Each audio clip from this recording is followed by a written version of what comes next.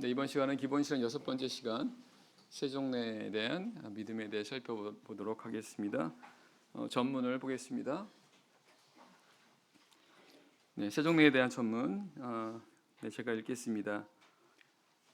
세종례는 주님과 상관을 맺고 서로 사랑하고 성결, 겸손, 봉사, 용서의 교훈을 가르치는 성례이며 세례를 받은 모든 신자는 주 예수 그리스도의 이름으로 세종례를 1차 행하며 신자들 상호간에 세종례는 필요시 행할 수 있음을 믿는다. 네, 세종례는 우리가 잘 아시는 것처럼 발을 씻는 예식입니다. 정확히 말하면 성례입니다. 우리 참예수교회는 세 가지 성례, 즉 거룩한 예식이 있습니다. 성례라고 하는 것은 우리 구원과 연관이 있는 중요한 그리고 거룩한 성례라는 뜻입니다. 세례가 있고요, 성찬례가 있고요, 그리고 세종례가 있습니다. 우리 참예수교회는 이 세종례가 우리의 구원과도 직접적인 연관이 있는 중요한 이런 성례라고 믿고 있습니다.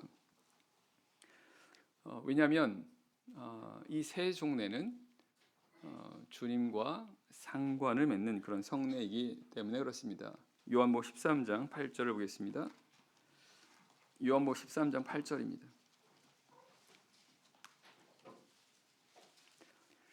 요한복음 13장 8절 말씀.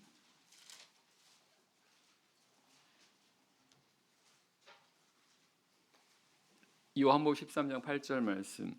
베드로가 가로되 내 발을 절대로 씻기지 못하시리다. 예수께서 대답하시되 내가 너를 씻기지 아니하면 내가 나와 상관이 없느니라. 이 말씀을 통해서 이 세종례는 예수님과 상관을 맺는 것이다라는 것을 알게 됩니다. 상관을 맺는 것. 상관이라고 하는 것은 어떠한 관계를 맺는다라는 그런 뜻입니다. 이 부분은 원어로 보아야 될 필요가 있는데요. 이 상관이라는 단어는 부분 혹은 목, 어떤 조각이라고 하는 뜻이 있습니다. 헬라 원어로는 메로스라고 하는 단어인데요. 그냥 중요한 단어입니다. 계시록에 보면 첫째 부활에 참여하는 자는 복이 있나니 이렇게 말씀하시는데 그 참회라고 하는 단어가 바로 여기 나와 있는 상관이라는 단어입니다. 그래서 예수님께서 하신 말씀대로 한다면 내가 내 발을 씻기지 않으면, 내가 너를 씻기지 않으면, 즉 이 베드로의 발을 씻기지 않으면 이런 뜻이 되는 거죠. 내가 나와 상관이 없다라고 하는 것은 어떤 참여하는 부분에 있어서, 어떤 몫을 갖는 부분에 있어서 그것을 받을 수 없다라는 뜻입니다.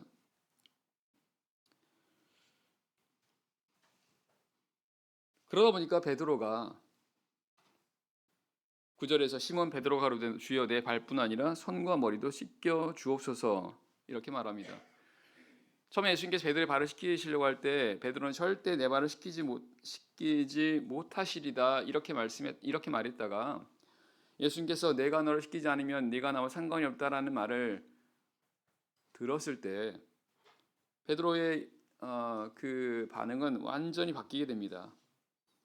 주님 그러면 내 발뿐 아니라 내 손과 머리도 씻겨 달라라고 하는 이런 어떤 완전히 바뀐 태도로 된 걸 보면 이 베드로가 예수님께 들은 이 말씀 내가 너를 씻기지 않으면 네가 나와 상관이 없다라고 하는 이 부분이 굉장히 중요한 그런 의미다라는 것을 알게 됩니다. 이 상관을 맺는다라고 하는 이 몫을 갖고 그리고 어떤 참여하고 하는 이런 부분들에 대한 구체적인 그런 그 의미는 우리가 이 말씀만 가지고는 우리가 아는 데는 한계가 있는 것입니다. 하지만 분명한 것은 상관을 맺는다라고 하는 것은 너무너무 중요한 문제라는 것입니다. 그러니까 베드로가 이렇게까지 반응했다라는 것입니다. 10절입니다. 예수께서 가라사대 이미 목욕한 자는 발밖에 씻을 필요가 없느니라 온몸이 깨끗하니라. 베드로가 예수님한테 그러면 내 발뿐 아니라 내 손과 머리도 씻겨달라고 했을 때 예수님은 이미 목욕한 사람은 발밖에 씻을 필요가 없다라고 말씀하십니다. 여기서 말하는 이미 목욕했다라는 것은 세례를 가리키는 거죠. 그래서 이미 세례를 받은 사람들은 이제 발밖에 씻을 필요가 없다라고 말씀하신 겁니다. 그래서 이 말씀을 통해서 이미 목욕한 자, 즉 세례를 받은 후에 바로 이와 같은 세종례를 통해서 주님과 상관을 맺는 그런 관계에 들어간다라는 것을 알게 됩니다. 그래서 세례를 통해서 죄를 사함받은 이후에 그리고 세종례를 통해서 주님과 함께 상관을 맺는 이런 성례를 행함으로 이 계속해서 이 구원과 연관이 되는 것을 알게 됩니다. 이 세종례를 통해서 주님과 상관을 맺게 된다고 말씀하시는데 예수님께서는 이 말씀을 어떠한 상황에서 하셨는지를 보면 그러면 예수님께서 나와 상관이 있다라고 하는 그 의미를 조금 우리가 더 이렇게 이해할 수가 있게 될 것입니다. 요한복음 13장 1절 보겠습니다. 13장 1절입니다. 13장 1절.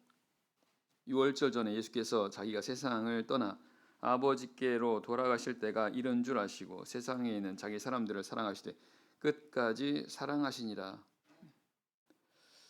예수님께서 아버지께로 돌아가실 때가 이른 줄 아셨다는 것은 이제 죽음이 얼마 남지 않았다는 것을 아셨다라는 것입니다. 그런 가운데서 예수님께서 세상에 있는 자기 사람들을 사랑하셨고 그리고 끝까지 사랑하셨다 이렇게 말씀하십니다. 그런 가운데서 예수님께서 지금 이 제자들의 발을 씻기신 것을 알 수가 있습니다. 그렇다면 예수님께서 제자들의 발을 씻기신 이 일은 예수님께서 자기 사람들을 사랑하시되 끝까지 사랑하신다라고 하는 이 그와 같은 그런 상황 속에서 나온 것임을 알게 됩니다. 예수님이 제자들의 발을 씻기셨다는 건 예수님께서 그들을 사랑하시되 끝까지 사랑하신다라고 하는 바로 그와 같은 예수님의 마음과 뜻 그리고 사랑이 그 안에 들어가 있는 것임을 알게 됩니다. 그럼 예수님께서 자기 사람들을 사랑하실 때 끝까지 사랑하셨다라는 이 말씀을 보면 말 그대로 예수님은 끝까지 사랑하셨다는 것입니다. 끝까지.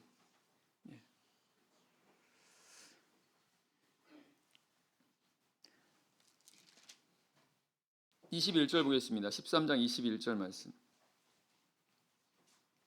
21절. 예수께서 이 말씀을 하시고 심령에 민망하여 증거하여 가라사대 내가 진실로 진실로 너에게 이르노니 너희 중 하나가 나를 팔리라 하시니 예수님은 제자들의 발을 씻기실 때 이미 제자 중 하나가 예수님을 팔게 될 것이다라고 하는 것을 아셨습니다. 물론 여기서 말하는 제자는 가룟 유다였죠. 예수님은 바로 이 사실을 아셨습니다. 아시는 가운데 제자들의 발을 씻기셨다는 것을 알 수가 있습니다. 36절입니다. 시몬 베드로가 가로되 주여 어디로 가시나이까? 예수께서 대답하시되 나의 가는 곳에 내가 지금은 따라올 수 없으나 후에는 따라오리라. 베드로가 가로되 주여 내가 지금은 어찌하여 따를 수 없나이까? 주를 위하여 내 목숨을 버리겠나이다. 예수께서 대답하시되 내가 나를 위하여 내 목숨을 버리겠느냐? 내가 진실로 진실로 내게 이르노니 닭 울기 전에 내가 3번 나를 부인하리라. 예수님은 예수님의 수제자였던 베드로조차도 예수님을 부인하게 될 것도 아셨습니다. 예수님이 잡히셨을 때 그때 이 베드로가 예수님을 부인하게 될 것, 3번을 부인하게 될 것도 아셨다는 것입니다. 근데 그런 상황 가운데서 예수님께서 제자들 발을 씻기셨다는 것입니다. 그리고 성경은 이것을 가리켜 예수님께서 제자들을 사랑하실 때 끝까지 사랑하셨다라고 말씀하십니다. 그야말로 끝까지 사랑하신 겁니다. 예수님께서 마음을 다해서 제자들을 사랑하셨다는 것입니다. 그러니까 제자들에게 있어서 이런 허물이지 않습니까? 그리고 어떻게 보면 죄이지 않습니까? 죄였죠, 그죠? 그런 상황에도 불구하고 예수님께서 그들을 여전히 변함없이 사랑하신다라고 하는 것을 이 세종례를 통해서 보여주고 계시다라는 사실입니다.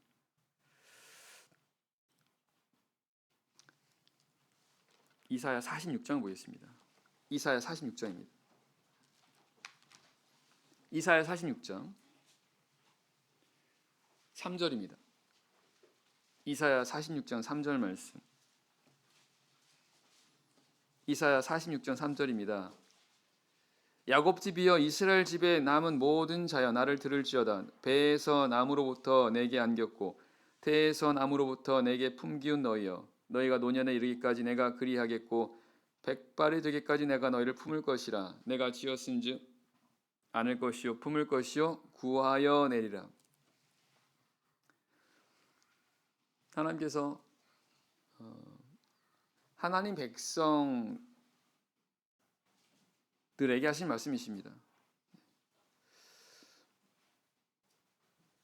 내가 노년에 이를 때까지 너희가 노년에 이르고 백발이 될 때까지 내가 너희를 품을 것이다.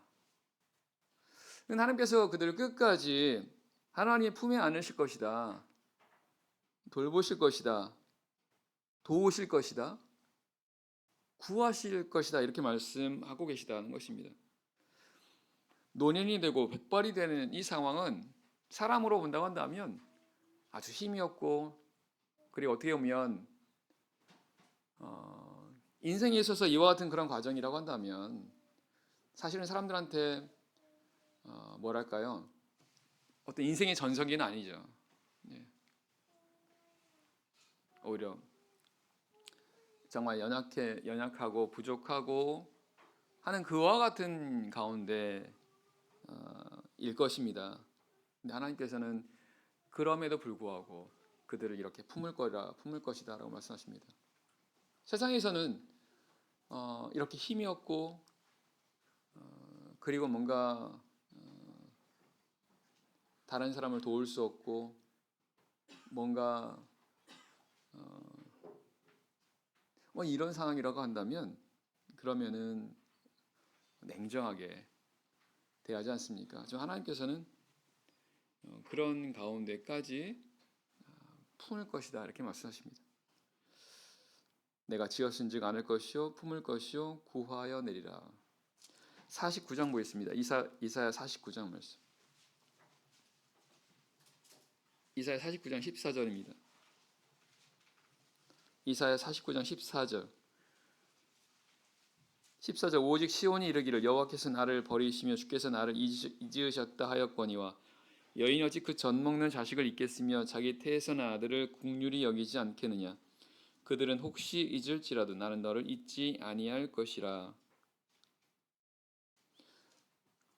이스라엘 백성들이 하나님 앞에 주께서 우리를 잊으셨다 이렇게 말할 때 하나님께서는 결코 잊지 않을 것이다 이렇게 말씀하십니다. 그러면서 그 여인이 자신의 그런 젖 먹는 자신을 어떻게 잊을 수 있으며 자기 태에서 난 아들을 어떻게 긍휼히 여기지 않겠느냐라고 이렇게 반문하면서 그들은 혹시 잊을지라도 나는 너를 잊지 않을 것이다 이렇게 말씀하십니다. 결국 하나님께서 하나님 백성들에게 그들을 끝까지 안으실 것이다라고 하는 그런 말씀인데 비록 그들이 부족하고 그리고 그와 같은 합당한 상황이 아니다 하더라도 하나님께서는 그들 여전히 이렇게 사랑하신다라고 하는 것을 보여주셨습니다.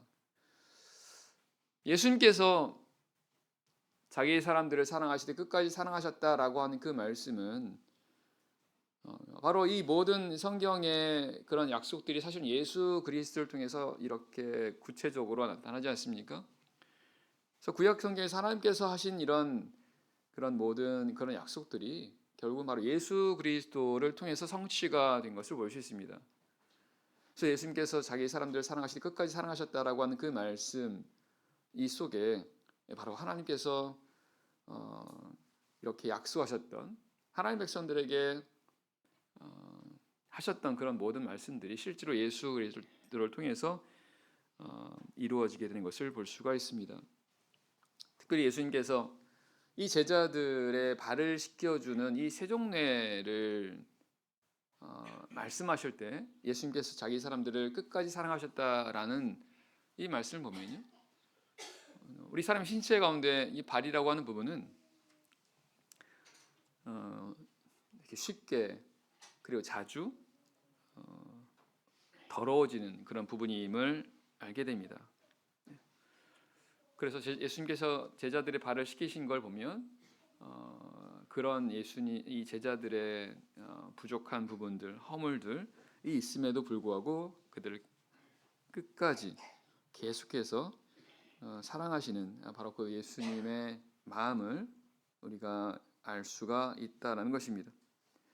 그래서 이 세종례를 통해서요, 그런 주님의 사랑을 계속적으로 우리가 받게 된다는 것입니다. 이미 목욕한 자는 온몸이 깨끗하니라 발밖에 칠 필요가 없다라는 말씀을 통해서 볼 때 이 세종례는 반드시 세례를 받은 자가 받아야 됩니다. 그래서 세례를 받는다는 것은 죄를 사함 받는 겁니다. 우리 지난 기본 시간 네 번째 시간을 통해서 살펴보았던 것처럼 세례라고 하는 것은 죄를 사함 받는 하나님의 은혜입니다. 세례를 통해서 죄가 사함 받은 이후에 이 세종례를 통해서 계속적으로 이런 하나님의 이 사랑 안에 있게 될 것이다라고 하는 것을 우리로 하여금 알게 하신다는 것입니다. 말씀드린 것처럼 이 사람의 발이라는 부분은 이런 항상 이렇게 지저분해지고 또 더러워지지 않습니까? 밖에 나갔다 오면 반드시 우리의 발은 이렇게 오염이 되고 또한 지저분해집니다. 그런 것처럼 우리가 세상에 살아가는 동안 우리는 어쩔 수 없이 이 세상이라고 하는 것이 이미 죄로 오염되어 있다 보니까 우리는 그와 같은 가운데서 영향을 받을 수밖에 없다는 것입니다. 세례를 받은 이제 우리 성도들이 하나님 은혜로 죄를 사함 받아서 깨끗게 되었지만 그럼에도 불구하고 계속 우리는 이 죄 가운데 살아가게 되는 그런 상황 속에서 예수님께서 세종례를 발을 씻겨 주시는 이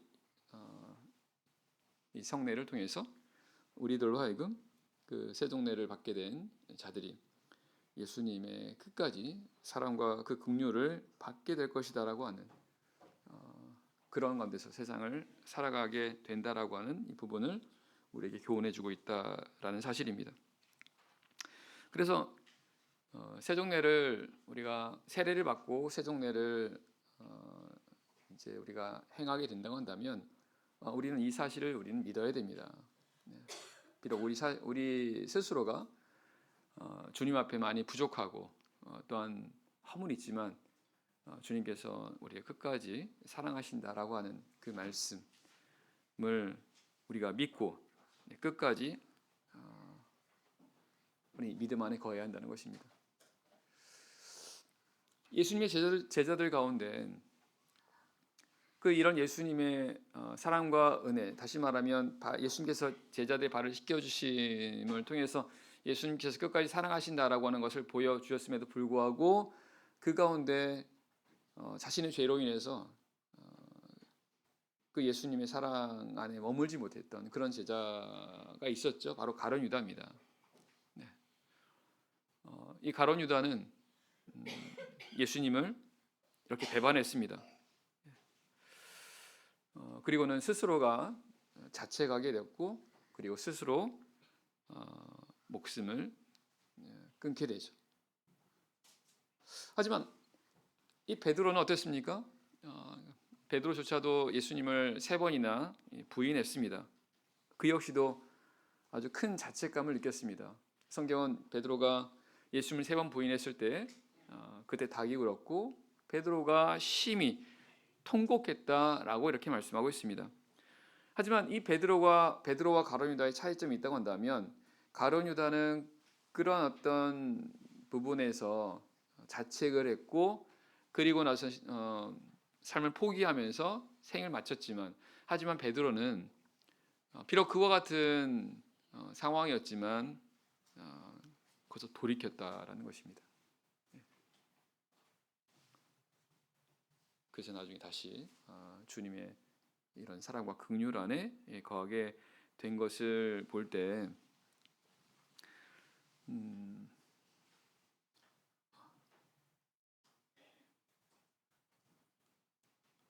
그 어떤 경우가 있다 하더라도 가룟 유다 같이 그렇게 돼서는 안 된다는 것입니다.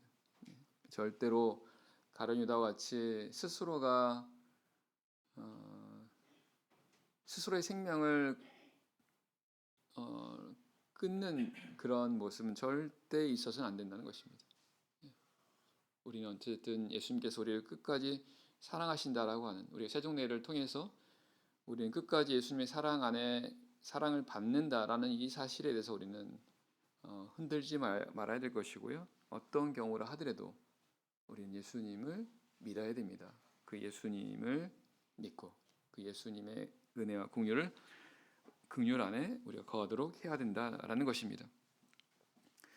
그래서 이것이 세종례의 가장 중요한 그런 의미 중에 하나입니다. 즉 세종례는 예수님과 상관을 맺는 것입니다.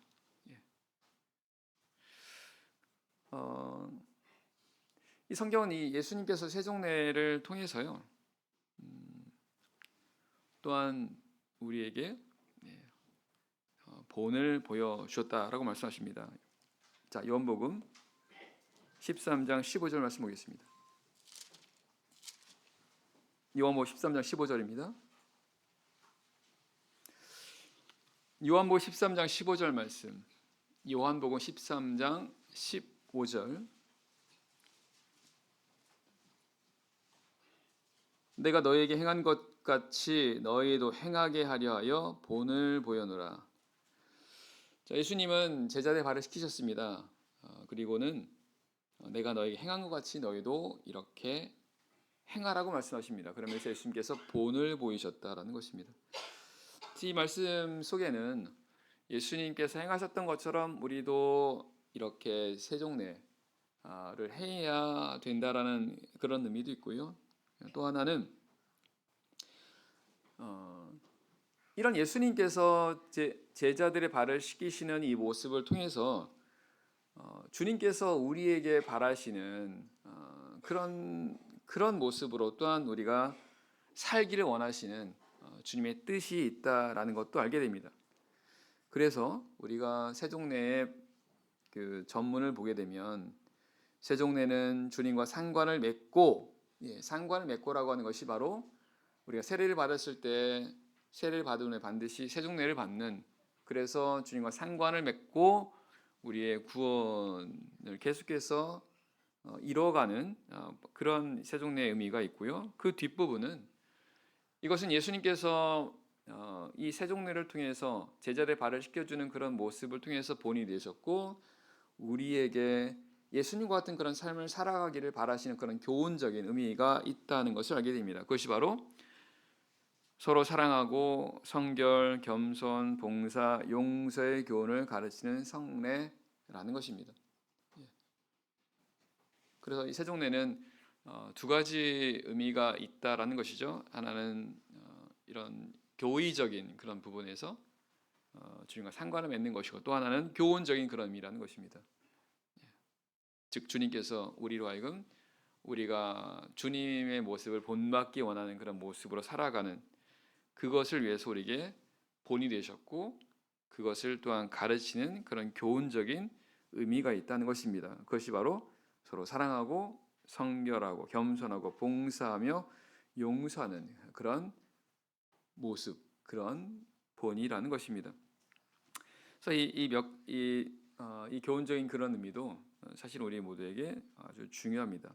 그래서 예수님께서 제자를 발을 시키신 것을 통해서 우리에게 바라시는 바가 있다면, 또 우리에게 또 본이 되신 부분이 있다고 한다면 바로 서로 사랑하는 겁니다. 서로 사랑하는 거예요.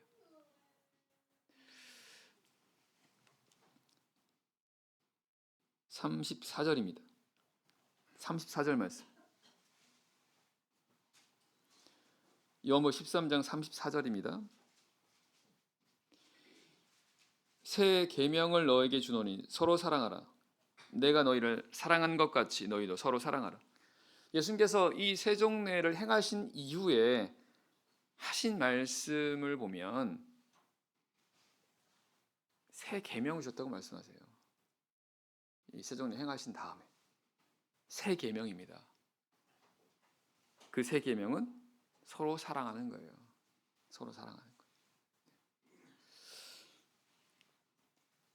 이 계명은요, 하나님께서 우리에게, 하나님 백성에게 주신 명령입니다. 계명. 10계명 할 때 그 계명이라는 겁니다. 그래서 하나님께서 우리 하나님 백성들에게 반드시 요구하시는 그런 명령, 이것이 바로 계명이라는 겁니다. 그래서 우리가 알고 있는 게 10계명이지 않습니까? 그런데 예수님께서 지금 새 계명을 주신다고 말씀하세요. 그것은 이것이 너무나 중요한 그런 말씀이라는 겁니다. 아니, 하나님의 명령이라는 겁니다. 그건 바로 서로 사랑하라는 것입니다. 서로 사랑하는 거예요. 그래서 서로 사랑하는 것은 하나님의 명령입니다. 특별히 예수님께서 이 세종례를 통해서 우리 주신 명령이자 또한 예수님께서 친히 본이 되신 것이다라는 것입니다. 그래서 우리는 예수님을 통해서 세례를 받고 세종례를 받음으로 주님께 이렇게 속한 주님을 믿는 자들이 되었다면 예수님의 말씀처럼 서로 사랑하라고 하는 이 말씀을 우리는 반드시 지키도록 힘을 써야 한다는 것입니다. 서로 사랑하라는 이 말씀이요. 어떻게 해요? 내가 너희를 사랑한 것 같이 너희도 서로 사랑하라. 서로 사랑하는 이 말씀은 우리가 어떻게 서로 사랑할 수 있냐면 예수님께서 우리를 사랑하신 것 같이 하는 것이 서로 사랑하라는 것입니다. 다시 말씀드립니다. 서로 사랑한다는 것이 어떻게 하는 것이냐, 그것을 예수님께서 사랑하신 것 같이 하는 게 바로 서로 사랑하라는 그런 말씀이라는 겁니다. 그럼 예수님은 어떻게 우리를 사랑하셨다라고 말씀하고 있습니까? 에베소 5장을 보겠습니다. 에베소 5장 2절입니다. 에베소서 5장 2절입니다. 에베소서 5장 2절.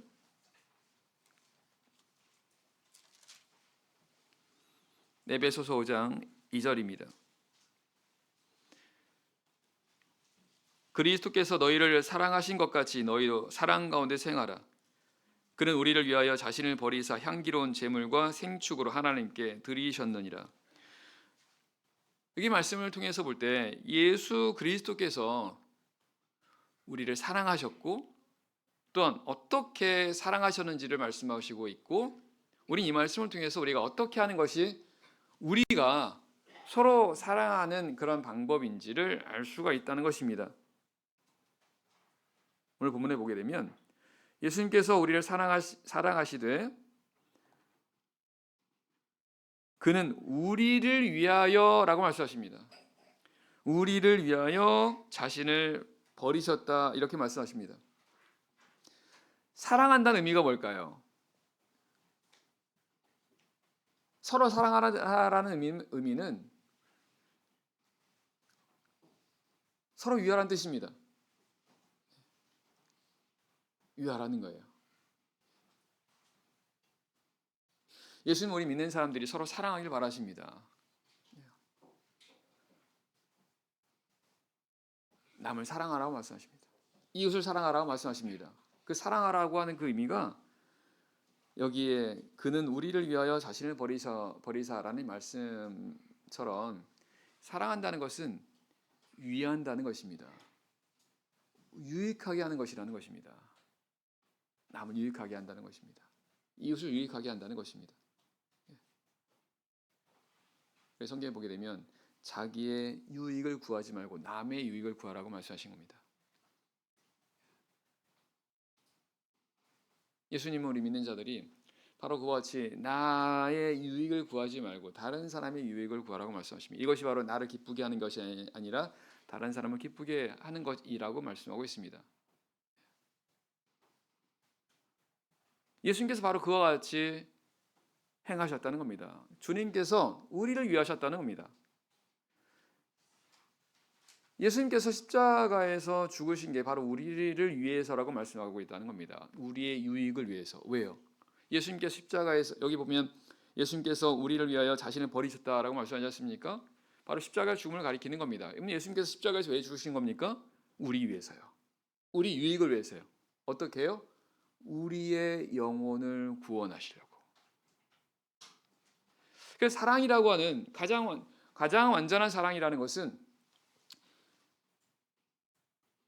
다른 사람의 영혼을 위하는 겁니다. 더 정확히 말씀드리면 영혼의 구원을 위해서, 영혼의 구원을 위해서 관심을 가지고 돌아보고 긍휼히 여기고 도와주고 하는 그 모든 것이 바로 여기 사랑에 해당된다는 것입니다. 사랑이라는 것은 바로 그와 같이 다른 사람의 유익을 구하는 것이라며. 근데 예수님께서 왜 이렇게 말씀하신 겁니까? 내 유익을 구하지 말라는 겁니다. 누구처럼요? 예수님처럼요. 그래서 예수님께서는 이것을 위해서 십자가에서 자기를 버리셨다는 것입니다. 그럼 예수님께서 사랑하신 것까지, 예수님께서 너희를 사랑하신 것까지 너희도 서로 사랑하라는 이 말씀을 보면 우리도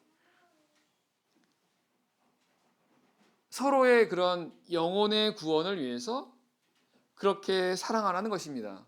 그리고 그것을 위해서 마음을 다하라는 겁니다. 그의 영혼의 구원을 위해서. 왜냐하면 그의 영혼이 가장 중요하지 않습니까? 그의 영혼이 구원받을 수 있도록. 그래서 그의 관심을 가지고 그를 돌아보고 도와주고 긍휼을 베풀어주고 하는 것. 네.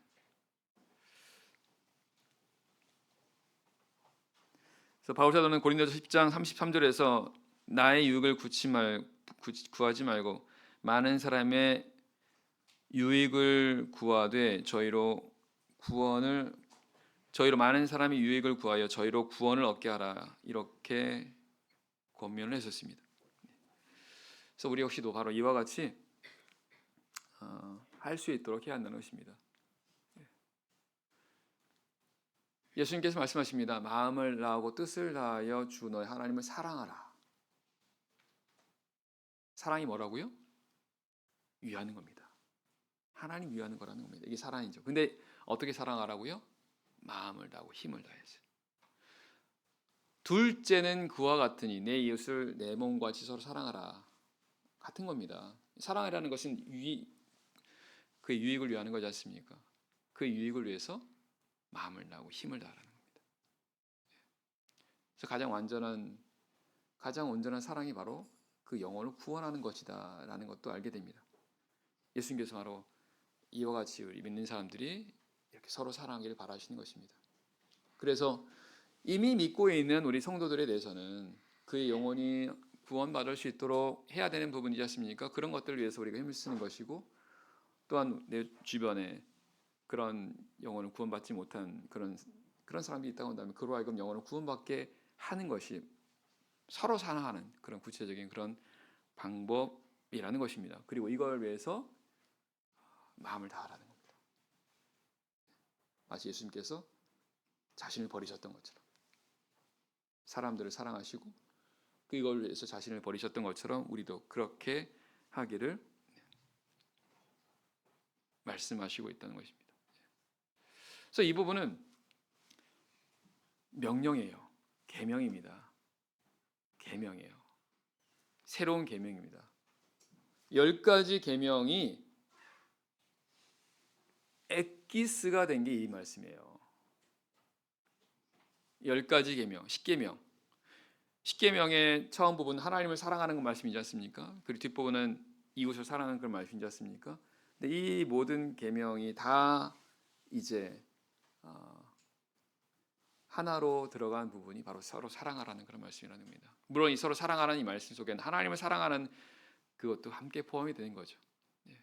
그래서 첫째는 그와 같으니 주 너의 하나님을 사랑하고, 둘째는 그와 같으니 내 이웃을 서로 사랑하라. 바로 이것이 온 율법과 선지의 강령이다. 이 두 가지 계명이 모든 율법과 선지자들을 통해서 주신 말씀에 다 달려 있다는 뜻입니다. 그래서 우리 믿는 사람들이 반드시 이와 같이 이런 부분을 해야 된다라는 것입니다.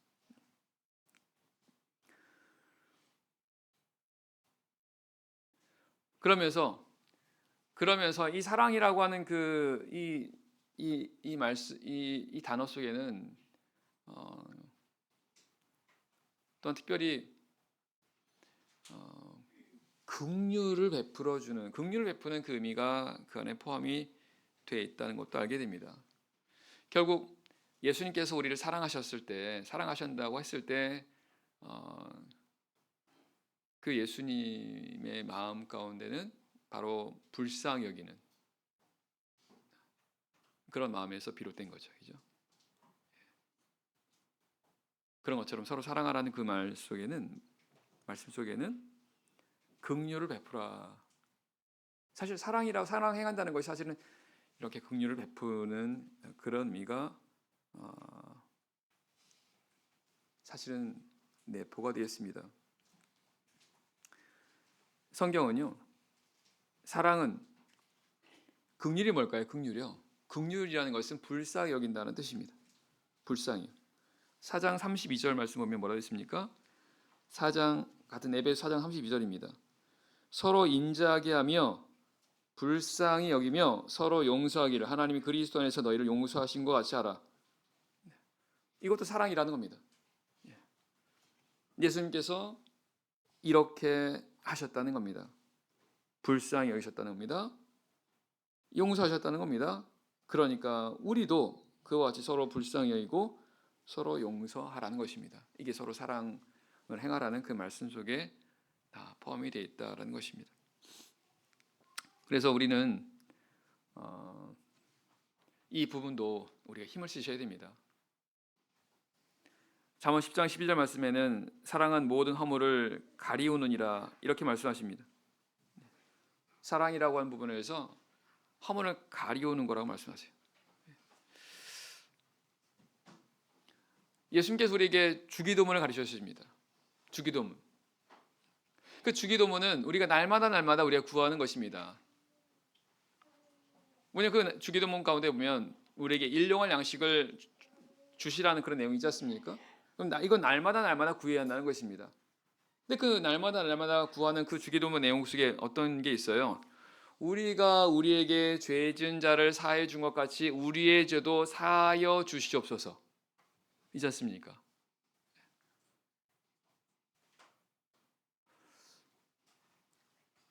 그 주기도문 속에는 날마다 이렇게 서로 불쌍히 여기고 서로 용서하라는 그 말씀, 그 하나님의 뜻이 여기에 들어있다는 것입니다.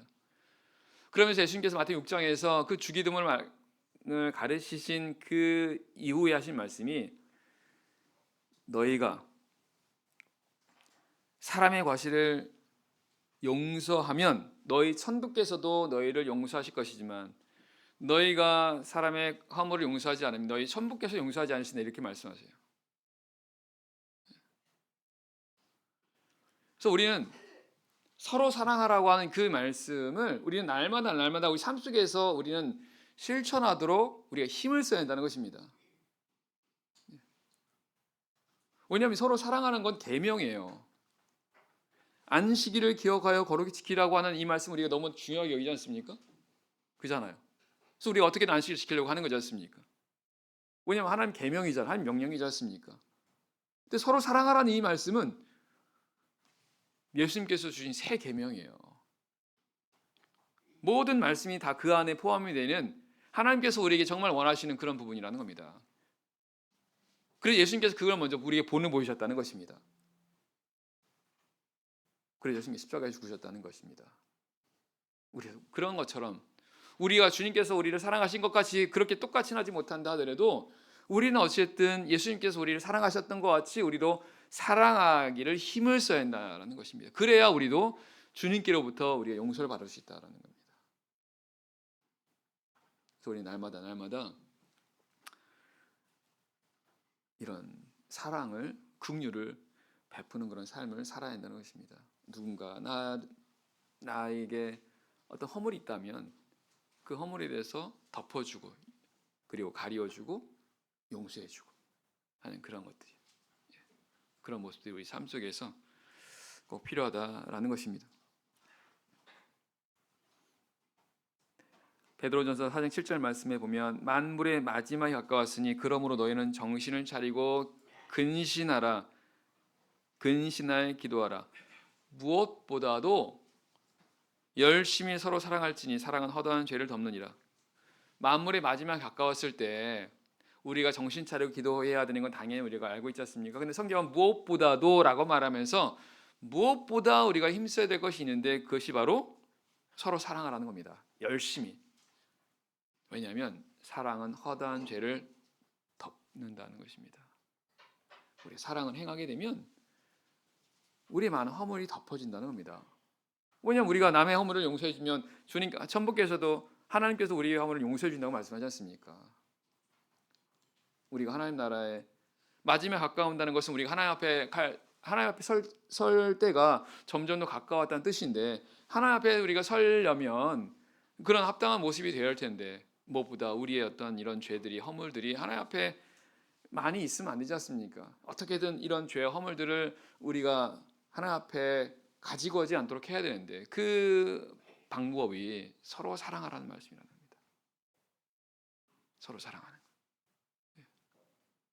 왜냐하면 내가 서로 사랑할 때, 내가 긍휼을 베풀 때 하나님으로부터 긍휼을 우리가 받을 수 있다라는 것입니다.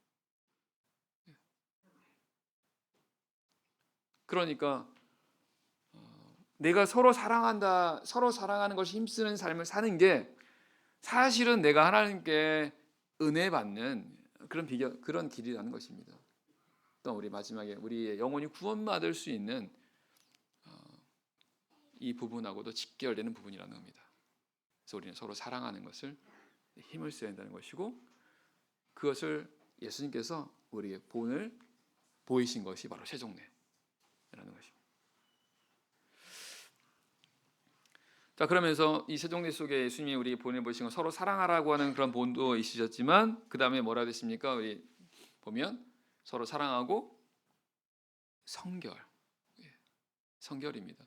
결국 예수님께서 제자를 발을시키신 이 교훈 속에는 성결해야 된다라는 그 의미도 포함되어 있다라는 것입니다. 발을 시키신 거지 않습니까? 더러운 부분, 지저분한 부분들을 이렇게 깨끗이 했다라는 것은 주님께서 우리 성결을 원하신다라는 사실입니다.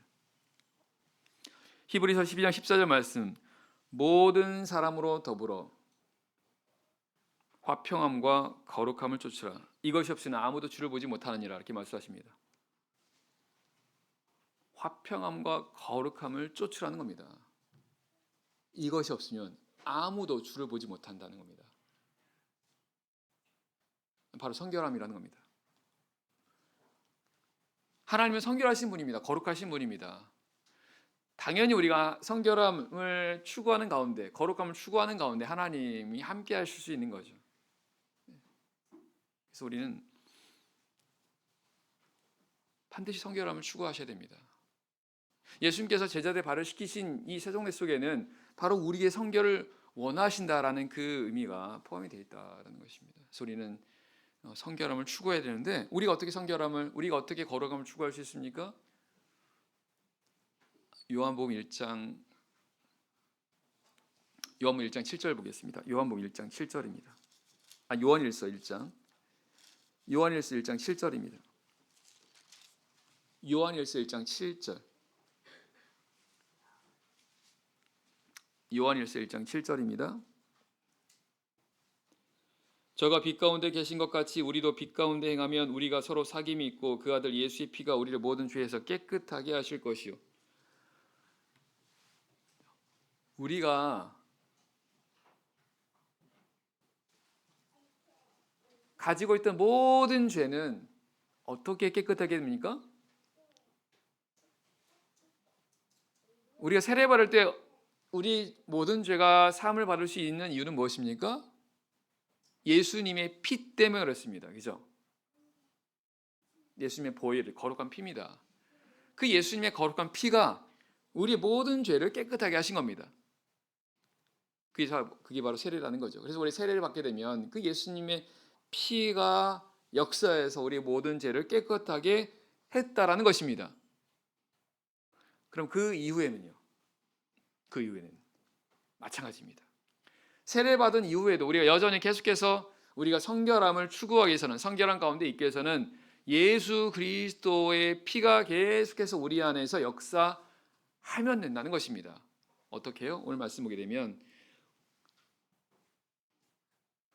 우리가 빛 가운데 행함이라는 겁니다. 왜냐하면 빛 가운데 있다는 것은 예수님, 저가 빛 가운데 계신 것 같이라는 것은 예수님께서 빛 가운데 계시다는 것입니다. 당연하죠. 예수님은 빛이시니까, 그렇죠? 그러니까 예수님께서 빛 가운데 계신다는 겁니다. 마찬가지로 우리도 빛 가운데 있으면 그 예수 그리스도의 피가 우리를 모든 죄에서 깨끗하게 하신다는 것입니다. 그럼 빛 가운데 있다는 뜻이 뭐예요? 주의 말씀은 내 발의 등이요 내 길의 빛이니라. 바로 말씀을 따라가는 겁니다. 하나님 말씀 우리 빛이 되는 거죠. 우리 하나님 말씀을 따라 살 때, 하나님 말씀을 따라 행하는 그런 가운데 있을 때가 바로 우리가 빛 가운데 행하는 겁니다. 그럼 빛 가운데 행할 때 바로 우리가 빛 가운데 있는 거예요. 그때 빛이신 예수 그리스도의 피가 우리 모든 죄에서 깨끗하게 하신다는 것입니다. 결국 하나님 말씀에 순종하는 그런 삶이라는 겁니다. 그리고 겸손입니다. 겸손. 예수님께서는 제자들의 선생이셨고 또한 주님이셨습니다. 근데 그런 주께서 제자들의 발을 씻겼다라는 것은 이것 겸손의 모습의 본을 보이셨다는 거죠. 그럼 이 겸손이라는 의미가 뭘까요? 굉장히 중요한 의미가 있습니다. 빌립보서 2장 보겠습니다. 빌립보서 2장 5절입니다. 빌립보 2장 5절 말씀. 빌립보서 2장 5절에서 8절 말씀 제가 읽겠습니다. 빌립보서 2장 5절. 너희 안에 이 마음을 품으라 곧 그리스도 예수의 마음이니 그는 근본 하나님의 본체시나 하나님과 동등됨을 취할 것으로 여기지 아니하시고 오히려 자기를 비워 종의 형체를 가져 사람들과 같이 되었고 사람의 모양으로 나타나셨으며 자기를 낮추시고 죽기까지 복종하셨으니 곧 십자가의 죽으심이라. 예수님에 대해서 하신 말씀입니다. 예수님께서 십자가의 죽으심까지 복종했던 바로 그 말씀에 대해서 하신 말씀인데요. 그런 이 예수님의 이런 모습을 겸손이라고 하는, 자기를 낮추심이라고 하는 측면에서 말씀하고 있다라는 것입니다. 왜요? 예수님은 근본 하나님의 본체시라는 겁니다. 맞죠? 예수님은 원래 하나님이셨습니다.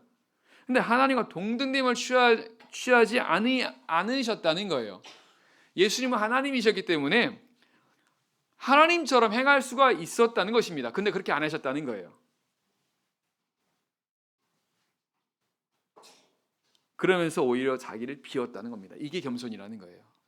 다시 말씀드리면 겸손이라는 것은요, 내가 할 수 있어요. 할 수 있습니다. 내가 할 수 있는데 안 하는 거예요. 왜? 하나님의 뜻을 따르려고. 예수님께서 얼마든지 예수님의 뜻대로 행할 수 있었습니다. 왜냐하면 예수님은 하나님 본체이셨으니까요. 하나님과 동등됨을, 예수님은 하나님과 같은 그 하나님 육신에 오신 분이니까. 그러나 그럼에도 불구하고 예수님께서 그렇게 행하지 않으시고 십자가를 지신 건 뭐냐면 그 하나님의 뜻이었기 때문이라는 겁니다. 예수님께서 십자가에서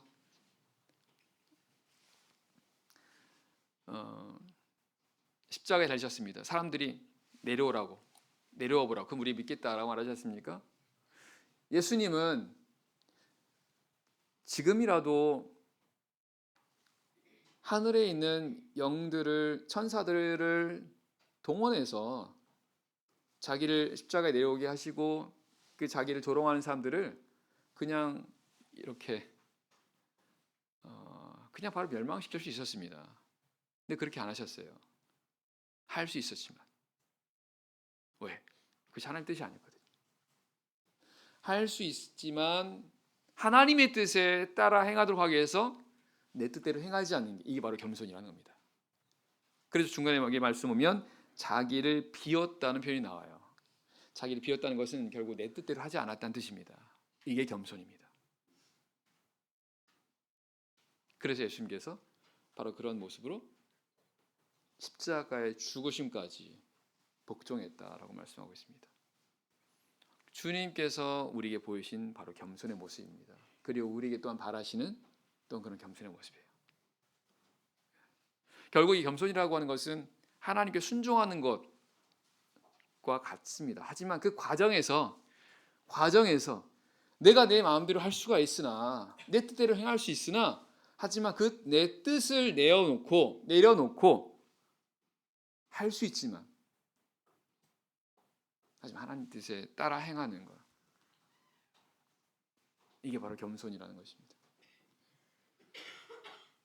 주님, 우리가 이런 겸손한 자가 되기를 바라신다는 거예요. 예수님처럼.